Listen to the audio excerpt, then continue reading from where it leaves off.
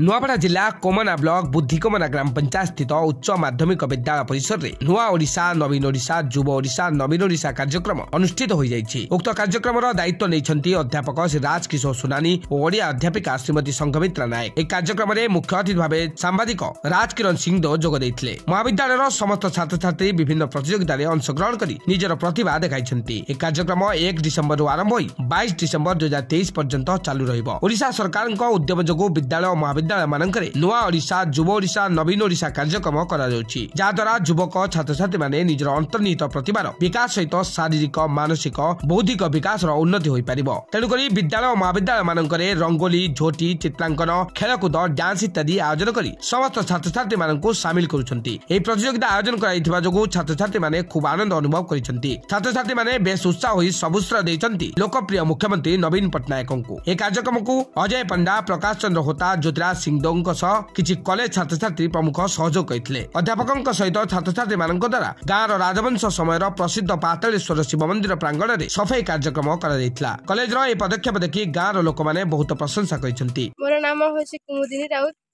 आज जने युव ओडिशा नवीन ओडिशा कार्यक्रम होछि केनता लागुछा ओ भाग निथला केनता लागला? बहुत भल लागुछि।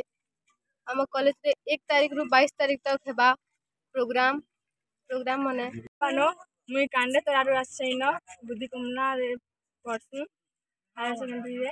बहुत भल लागला।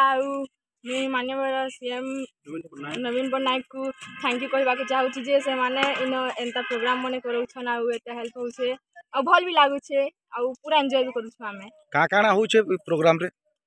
1 तारीख रु इटा स्टार्ट होछे 22 तारीख तक।